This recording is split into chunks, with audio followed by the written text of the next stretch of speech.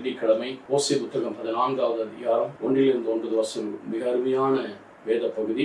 அதன் முதல் 2 வசனங்கள் மிக முக்கியமாக நாம் கவனிக்க வேண்டியிருக்கிறார். இஸ்ராயலே, உன் கடவுளாகிடம் திரும்பி வா, ரிட்டர்ன். உன் தீச்செய்களால் நீ வீழ்ச்சி உற்றாய். இம்மொழிகளை ஏற்று ஆண்டவருடன் திரும்பி வந்து இவ்வாறு சொல்லுங்கள்: தீவை அகற்றியலும் நன்மை ஏற்றுக்கொள்ளும். நாங்கள் எங்கள் வாய்மொழியால் கனிகளை மக்கள் அளிப்போம். அப்பொழுது 7 நன்மைகள் நடக்கிறதை அசிரியர்கள் அவர்களை விடுவிக்க மாட்டார்கள். குதிரை மேல் ஏற மாட்டார்கள்.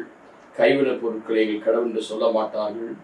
திக்கற்றவன் பரிவு பெறுவான் என்று சொல்லுங்கள். அவருடைய பற்றின்மையை நான் குணமாக்குவேன் என்கிறார். உளமாற அன்பு கூறுவேன், அவன் சினம் தீர்ந்து விட்டது. அப்படி இருக்கும்போது நான் இஸ்ரவேலுக்கு பணி போல் இருப்பேன். அவன் லீலி போல மலருவான். லேபானின் மரம் போல வேரூன்றி நிற்பான். கிளைகள் பரவி விரைவி பலன் கொடுக்கும்.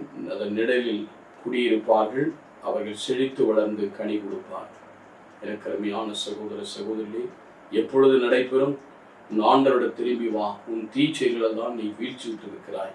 நீ அநேகருடைய வீழ்ச்சிக்கு காரணம் ஆண்டவருடைய அன்பிலே நிலைத்திருந்து அதன்படி நடவாமல் உலக போக்கின்படி நடந்ததினாலே இடறி விழுந்திருக்கிறார்.